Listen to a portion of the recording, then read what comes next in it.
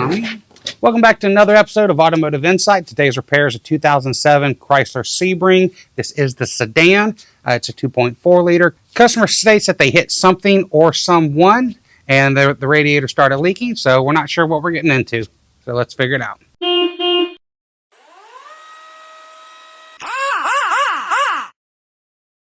The coolant drain is on the passenger side, lower on the radiator.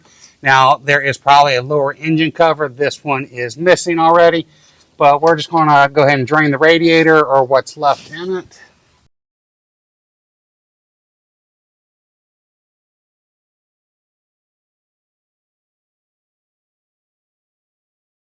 All right, next we're going to work on removing the upper part of this grill. There's not much holding it on already, but there's a couple plastic clips and a couple 10 millimeters and part of the intake tube itself.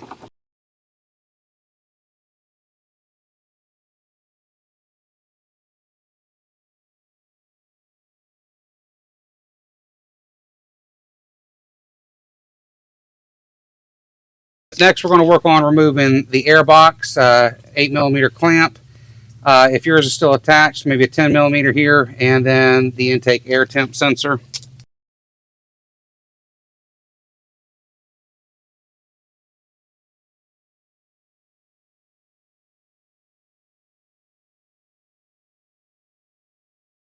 So we're just, there is a process in the repair manual, but it's not very good. So we're just going to wing it and just keep taking stuff off until the radiator falls out. We'll work on removing the upper radiator hose. And there's two 10 millimeter clamps for the bracket right here. There's two 10 millimeter bolts for the bracket right here.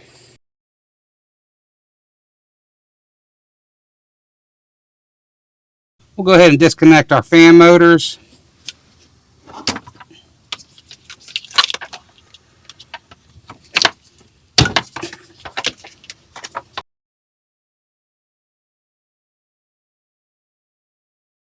We'll disconnect these two connectors here.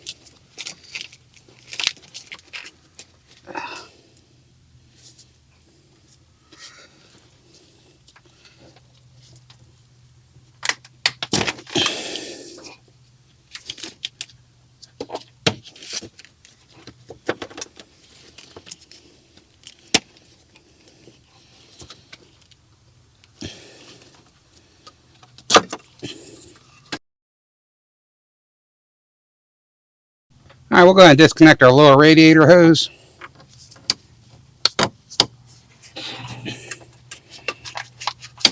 I need to get the drain over here because it's going to puke.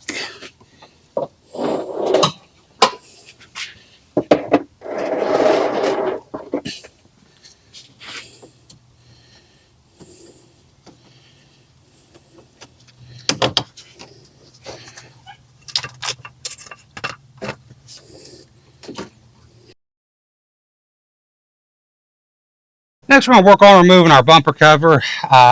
There's a couple 7 millimeter screws and then an 8 millimeter screw through the access point.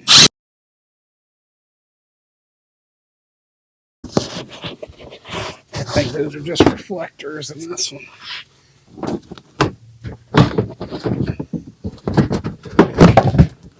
With the bumper cover removed, we'll start working on our power steering cooler. There are just some push clips in there. Next, we're going to remove these 1/4 inch screws here to try to get this harness out of the way. Next, we're going to remove there's two T25 screws here up top.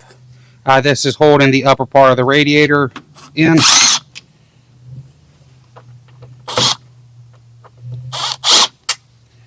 And that can allow radiator start moving. We'll disconnect the rest of the harness from the radiator fan. Now I'm going to try to remove the radiator fan itself. I know they want you to remove it as an assembly. There's two locking tabs on either side.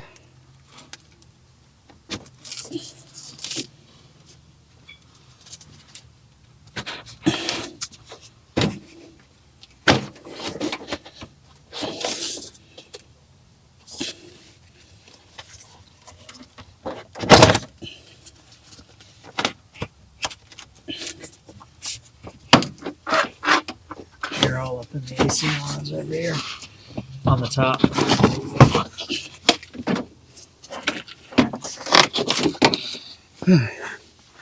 All right, there's a 10 millimeter bolt here holding the AC bracket to the radiator. We're going to take that off. Okay. Next, we're going to remove these things just to make it easier getting access to our condenser bolts.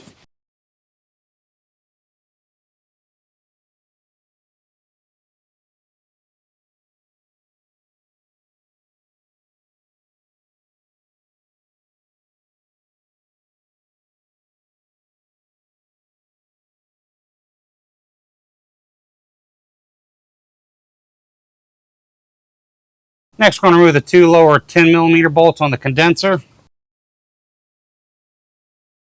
Remember, we're not taking the condenser out, but it is loose with our bolts removed. We're going to push it forward a little bit and remove and push it up.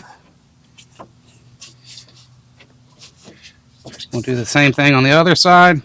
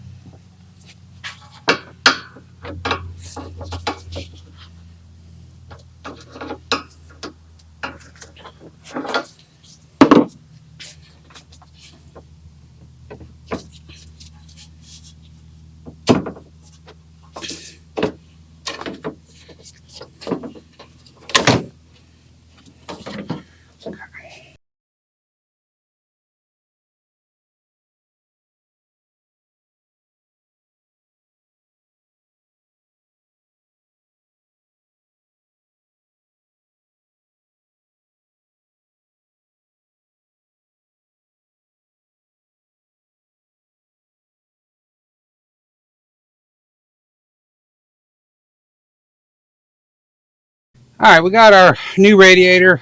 We've swapped over our lower supports and we've moved any kind of clips over just for the fasteners for the condenser. Now, this was not by the book coming out and going back in, but we did have to flex this line, the AC line, a little bit out of the way, but we were able to take it out. So now we're going to go back in.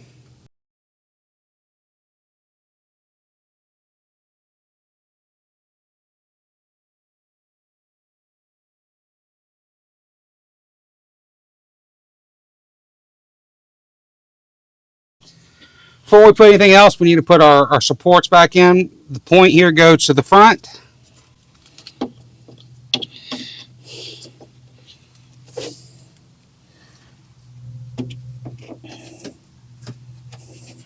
All right, with our radiator still loose, we'll put our condenser back in place.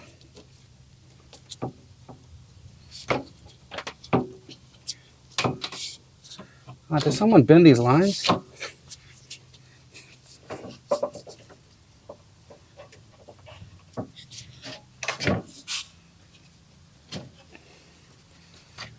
Check on this. Nope.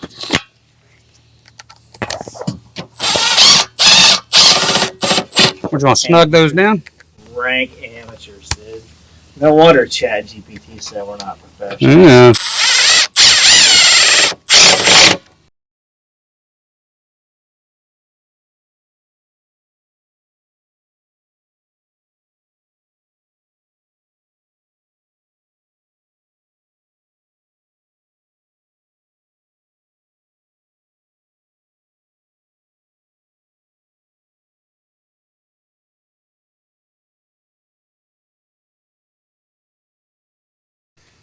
All right, we got our air dams, air guides, these things. To the keen-eye people who would love to comment on, it looks like your condenser's leaking. That is just coolant that has splashed on it. So that's that.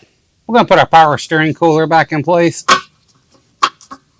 All right, while our radiator is still loose, we're going to put our fan back in place.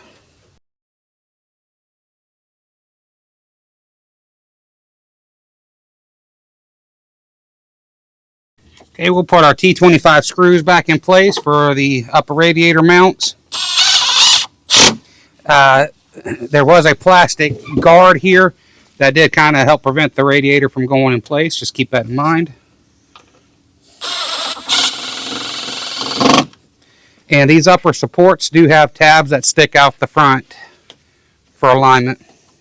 Go ahead and get our lower radiator hose back on. We'll put our harness back in place.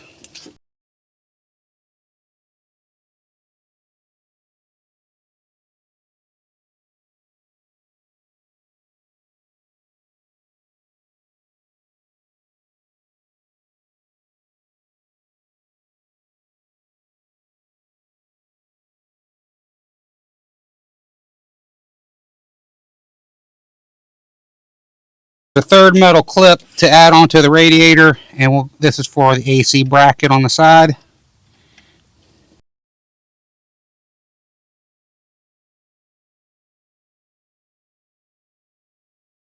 Put our upper radiator hose on.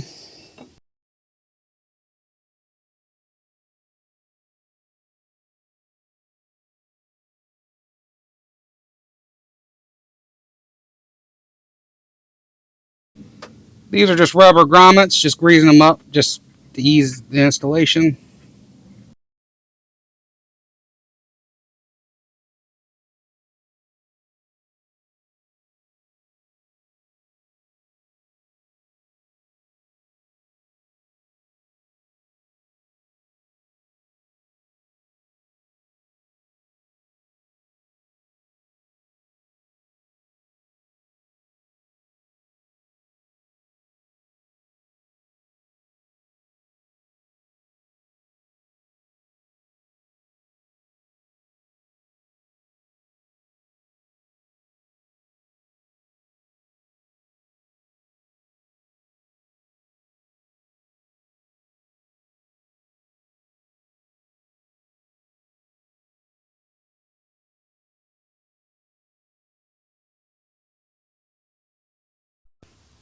All right, we set our bumper on there. Now we're gonna work on putting our grill back in place. It's kind of the easiest because it's already fallen off, and the bottom part of the grill is broken because it would have hooks to go on the bottom here, but with the condition it's in, we only have the upper stuff.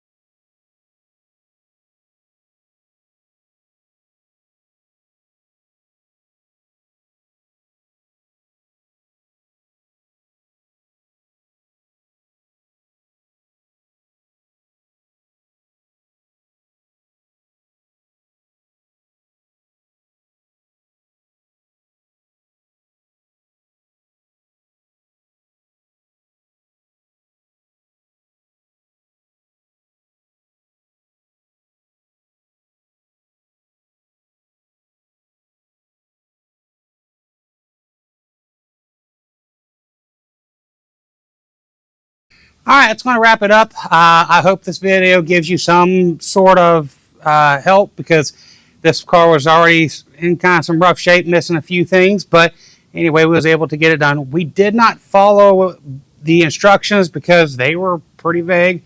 They want you to remove it as an assembly.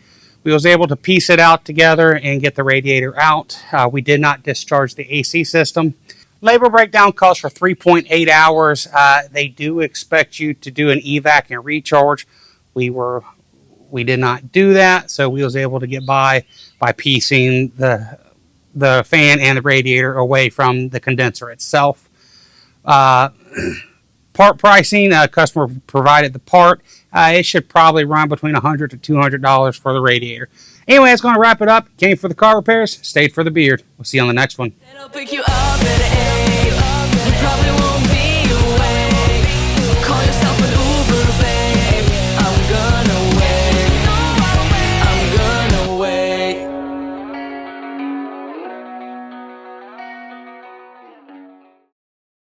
But anyway, that wraps it up. I may not have all your answers.